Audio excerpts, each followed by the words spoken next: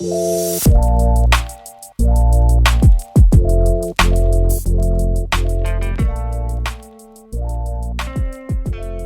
everyone, thanks for being here. I'm Hannah, and this is Trajectory, a student success podcast. I'm really excited this week to be bringing you a very special National Transfer Student Week episode. What do transfer students need? How do transfer student needs compare or contrast to the needs of incoming first-year students? And how can UMass resources like the Transfer Success Seminar help meet and influence the unique trajectories of transfer students? These are the central questions we wanted to investigate with this episode.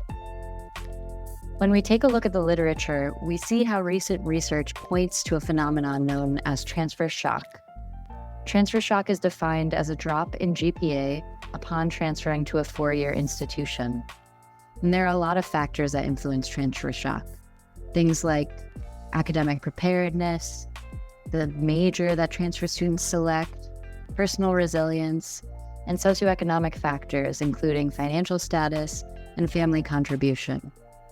Transfer shock has been well documented and is continuing to be better understood and addressed across the U.S. higher education landscape.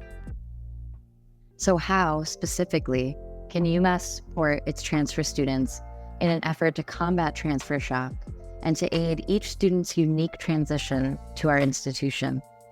We spoke with Danielle Baroni, Director of Student Success Academic Programs, and Celia Perks, current UMass junior and transfer student, to get a sense of how and why UMass designs programming to support its transfer population. Let's turn now to Christian Milian Santiago, who sat down with Danielle and Celia to learn more about the transfer student experience at UMass. Thank you so much for taking the time to join us today, Danielle. I'd love to start off by asking you, so what really is the purpose of the transfer seminar, if you could describe it in a few sentences? Yeah, that's a great question. So the transfer seminar, the purpose of the transfer seminar is a couple of things. One, primarily, is to create peer connections between transfer students in small groups. So to cohort the experience a little bit for transfer students who are new to our institution. We do that by hosting a highly dialogic course that emphasizes peer-to-peer connections within the seminar and also emphasizes students achieving the goals that they set for themselves while they learn about the resources that will help them along that journey. So I would love to hear a little bit more about why you believe, as the Director of Academic Programs and Student Success, that this kind of fusion of providing students a dialogic space where they can build up this peer support and therefore potentially leverage the resources that are available to them at UMass, why that's the specific approach that seems to work, and why you believe it appears to work for the students that participate in the transfer seminar. I think I often talk about the services that we offer to students in this way. I think that when you come to UMass Amherst, you have been invited to the greatest buffet that you've ever been invited to, right? And we have some of the finest dishes and programs available to students. And yet sometimes what we're not great at doing is serving students dinner in a 5-course meal, right? Not every student makes great choices at a buffet. I certainly don't. And you may eat too much. You may eat things in the wrong order. You may eat until you don't feel well. You may not know how to approach the buffet or what side of the line to do. And so what the transfer seminar helps a little bit of is helping transfer students be put in front of the resources that they need at that moment in time in their first semester with us here on campus. Definitely. Thank you so much for that.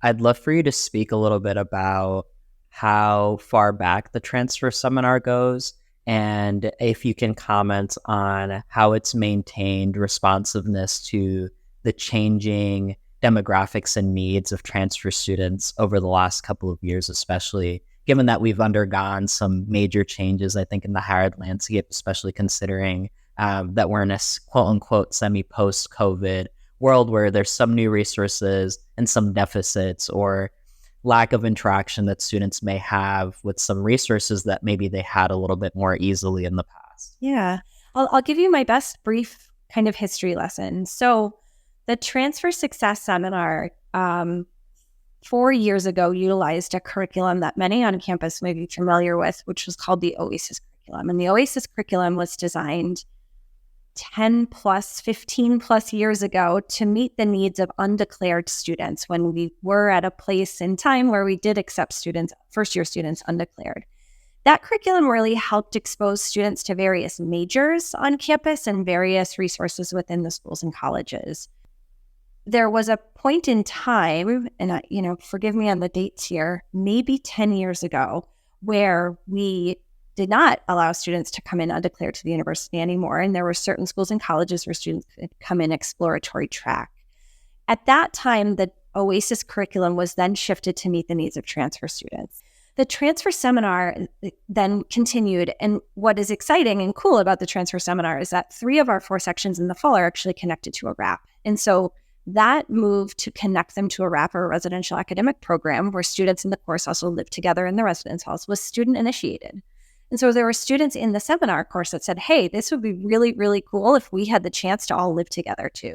Thank you so much for that really great and thorough overview of this program's kind of history and how it's remaining attentive to student needs. Now, shifting from the programmatic structure and more into how transfer students kind of leverage this resource, I'd love for you to speak a little bit about what concerns or needs transfer students really bring to these seminars. So what concerns do they come in with, and what have you seen or is visible through the data that you collect that students are kind of gaining from these transfer seminars, which I know you spoke a little bit more broadly to towards the beginning of our conversation, but I'd love to just kind of hit it home with that. Yeah, I think that's a great question. Something that is continuously on my mind when we think about serving the needs of transfer students well in a seminar environment is that what we know is one of the major predictors of student success for transfer students. And really, if you think about the persistence of transfer students and you sort of consider that thriving. And so if you think about transfer students thriving, we know that one of those predictors is academic connections in a transfer student school or college, and that's primarily with faculty. And so I think one of the downsides of our transfer success seminar is that there isn't a lot of faculty connection in there. And that's part and parcel because it is a seminar course and because our transfer students come to us from all disciplines. It's an interdisciplinary course. And so what transfer students are looking for is for faculty to connect with them, to mentor them, to invite them into their research, their studies, into their sequence of courses that are coming all up. And that's, while we talk to our transfer students about that, and around week 4, we ask them, what faculty or instructors have you made connections with? What we're seeing often is that they don't know how to do that. And so I'm constantly thinking about how to leverage more of that faculty connection, maybe not directly in the seminar, but as maybe a related assignment or some sort of way to get students to continually be thinking about how they can connect with their faculty. So I think, again, faculty connection is one of them. I think the other needs or concerns of transfer students is often we see this come up in hindsight, is that transfer students arrive on our campus and they, like I said at the beginning, they don't want to do the first year student thing again. And yet what the first year program offers to first year students is this really soft landing where first year students can explore and make connections and do all of these things. And transfer students want to be known as slightly more grown students that know how to navigate. And there's a lot of self-assurance that they sort of publicly put out there. And so I think what we try to do in the seminar is to really normalize that it can be really challenging at our institution to navigate and to crowdsource from each other. Thank you so much for that as well and your response to that question. My final question to you is really more focused on whether, if you had to leave transfer students off with any words of advice on kind of leveraging this resource and other resources for transfer students, what words would you provide to them, or what thoughts do you have relating to that? I think one of the, and I sort of just spoke about this a little bit, but I think one of the most under-considered resources for student success, persistence, connection on campus is actually in the employment realm. And so I would encourage transfer students to seek employment, whether, they are work study eligible or not, but seek the employment of somebody who feels like they could be a mentor. I think anyone in a position of, supervision or mentorship or whatever that is, not only can offer you the financial assistance that's important to be successful here at the university, but having a job where you stay on campus and your tasks in that job are mostly related to campus activity allows you access to people, to systems, to the knowledge that you may not otherwise get if you are either not working or working off campus. And so there's a hidden sort of language that administrators here on campus speak, and being on the in of that helps a transfer student feel more confident and more competent and more connected on campus. And so it's not my only piece of advice, but I think one piece of advice is to seek employment on campus, again, from somebody that you feel like cares and can mentor you. Yeah, thank you so much for contributing your thoughts and expertise, Danielle. That's all the time we have, but thank you again. You're welcome. Thanks so much.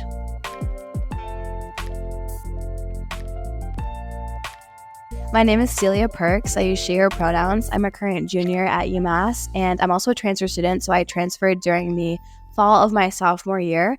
I'm majoring in legal studies on the pre-law track with a minor in women, gender, and sexuality studies, and I'm also pursuing a certificate in reproductive health and reproductive justice. I'm also a tour guide on campus. I'm in the Commonwealth Honors College. I'm on the club swim team, the club triathlon team, the pre-law club, and the legal studies undergraduate board. And the reason I'm talking to you guys is because I'm also a TA for a transfer seminar. So I'm also from Maine. So yeah. So my first question to you, Celia, how has the transfer seminar helped you to navigate campus life, if at all, at UMass as a transfer? Yeah, so last year, this time, I took the transfer seminar class, and it was really nice because I was living in John Adams Hall in the RAP, and I was taking the transfer seminar with all these kids who were also in the RAP, and I was living with them too. So it was definitely nice to see people that I lived with once a week and to see their faces and get to know them better. And the transfer seminar also highlighted a lot of different places and resources on campus we should go to. And we did campus engagement events, so you had to maybe every few weeks you had to go to an event and then write about it. And it was nice because it actually forced me to, get out of my room, talk to people, get to see campus. That was really big, and it was really confusing to get around. So having to do something that made me engaged made me want to engage more. And it honestly just helped me meet a lot of people. And then I got to talk about what I was doing, and I got to go to these events with my friends. So it was great. That's great, Celia. So you chatted a little bit about engagement and community building and building your own community here on campus. What support do you feel that you needed when you first got here? How did you find it? And do you feel as if you found it already, or as if you're still searching and it's kind of like a continuous search for those particular resources depending on your area of study, how that changes, how you change over time while you're here at UMass? So I'd love for you to elaborate on that a little bit. Yeah, so just starting off the bat, last June of 2023, I did my orientation for UMass, and I really appreciated that they kind of grouped transfer students in their own community. And right off the bat, they highlighted mental health resources. So it was really nice to know that I was still being considered as a first-time student, even as a transfer student. They really took my experience into account, and the university just highlighted all these resources I could use. I think for me, it started off really helpful to have that RAP, to have that community, to be living with 1,000 other kids who were going through the same exact thing that I was experiencing. And I got weekly newsletters at first talking about, what are all these resources I can go to? And that was really helpful because I would read them top to bottom every single week. And it was helpful to know that there were still aspects of campus that people wanted me to realize. And, I wasn't a freshman. We've all been through college before, but we hadn't been to UMass before. So still kind of getting used to that, even as a sophomore or a junior or a senior. And then finding my community right off the bat, I think my first community really was this transfer group. And that was my first two friends I had the first weeks of campus. And then I really got involved with the club swim team. And a bunch of other transfer kids were also on the club swim team. So I kind of got acclimated to campus through meeting these kids I had a common vested interest in. And then I also found my tour guide community last November. So that was just so awesome to be with 75 other kids who loved campus as much as I did. And I think there was 8 other transfers, including me. So it was great to be able to talk about campus from a perspective of someone who really, really wants to be here. We transferred and we had a different experience than some of these other people I was working with. So yeah. A follow-up to that I have, you spoke a lot about the different resources that you were able to take a hold of and really leverage for your experience here as a transfer student, just as a student in general at UMass. Do you have any advice for students who might feel at all overwhelmed by the number of resources that there are and might not know necessarily where to start? Yeah, I would definitely talk about, reading what's given to you. I also utilize CCPHS a lot, the Center for Counseling and Psychological Health. That was really helpful for me. They had in-person therapy sessions where you could just kind of talk to someone about your experience here. Definitely also my RA and my peer mentors in my buildings, they helped me. Reaching out to my advisors and just other transfer kids, and even the person leading my rap class, she was really helpful in just talking about acclimating. But just take advantage of the university resources. I mean, you're paying for tuition here, you're paying to go here. Take advantage of everything. I talked to my professors about it too. I would go to their office hours and talk about work, but also bring up I'm a transfer student, and I don't know campus as well as all these people. So those are the resources I can think of right off the top of my head. But I just took advantage of kind of everything that was in front of me. It was something that I thought would be helpful. I booked a meeting, I booked an appointment, I used Navigate, I used all the resources to contact my advisors, my professional tracks, just literally everything I get my hands on, I tried to make a meeting for. Thank you so much for that. Yeah. I think that's really great advice for especially students who are newly transfers or even students who are currently transfers and have already transferred to UMass. Yeah. So thank you for that. Now, my last question to you. So you're a TA for the transfer seminar, and I'd love to first hear about what that experience has kind of been like, being an individual who was in the transfer seminar and is now a TA for that transfer seminar. Yeah, so I think last May I got an email. They were asking for people to apply, and I thought to myself, wait, that's an awesome job. Like, I can use all the money I can get, which isn't the main reason I did it, but it was definitely a perk. So just kind of giving back to that. I remember my TA and instructor last year, they really helped me, and I just really want to help transfer kids. That's my goal on every tour I give. I always highlight that, and I hope there's a transfer kid on my tour who wants to talk about it. And just for the seminar itself, we started, I think it's week 5, so we started 5 weeks ago, and it's been awesome. So the first day I kind of went in with my instructor. Her name's Samina. She's wonderful. And we kind of got acclimated. I looked at her syllabus. We kind of introduced ourselves, and then we had all the kids introduce themselves as well. We're pretty much a sophomore and junior heavy class, so that's been awesome. Getting to see where everyone's from, and I'm in charge of doing all the attendance, grade books, and making these newsletters. So once a week, I put together a newsletter using kind of a lot of my tour guide knowledge and just my general transfer knowledge about the campus, and just highlighting resources kids should go to, study spaces, study tips, what I do, places to go, job opportunities, resources, internship fairs, and things like that, and just put it all on this kind of Canva newsletter that I can email through a PDF. And so that's been great. And I hope my kids read it. I asked them if they did last week, and they said they did. So I'm really hoping that they do. But we kind of have just been doing setting goals for the year, kind of organizing our lives and having them organize things through Google Calendar and stuff like that. Also doing quizzes on Canvas to see if they can identify buildings. So it's been a really nice way, and just seeing all the kids engage and talk with each other.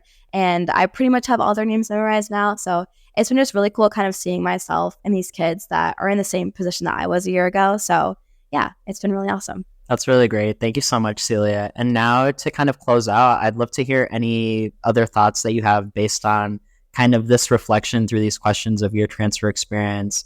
Any thoughts that you have about where you were and where you are now as a transfer student here at UMass, or any other words of advice for students who are transfer students here. So anything that you'd like to leave us off with? Yeah, I would definitely say that if I wish that me a year ago could see me a year now, just know that it does get better. I transferred from a really small school in Ohio called Oberlin College, and just having that experience freshman year, I thought that it was never going to get better. I was at such a small school, and I think you really can make a big school small like UMass, but no matter what, you can't make a small school big, and that's what I hear a lot of kids say. So just knowing that, if you're thinking about transferring, or if you're not sure if it's the right decision for you, it's going to get better. It's going to get so much better, and life is going to improve. So just knowing that you should trust the process, trust what you're involved in, trust your gut, trust yourself that, everything you're doing is going to pay off in some reason. And you really do have to be uncomfortable in some situations in order to be comfortable later on. So just, trusting it, doing things that'll help you succeed, and to just really throw yourself into everything you can. Go to those club fairs at the beginning, join that club that might seem scary, talk to a new kid in class, make friends, put yourself out there, ask someone to get lunch, even though they literally don't know you whatsoever. Just put your best foot forward, and hopefully it'll work out. Yeah. Thank you so much, Celia. I think those are some great words of advice for students, and kind of reflection on your own experiences So thank you for that. That's closing out kind of this portion of the conversation for us. And now I'll pass it off to Hannah to close us out. It gets better. I think Celia really highlighted a hard but noble truth at the end. If you want to be comfortable later, you might have to be uncomfortable now. Growth and change are scary, but ultimately worth it. If you're a transfer student here at UMass and you're struggling to find your place, trust the process, take some risks, and know that we're here to support you. Special thanks to Danielle, Celia, and Christian for providing such engaging interviews. I'm Hannah, and this has been Trajectory, a student success podcast. Happy National Transfer Student Week, and we'll see you next time. Bye-bye.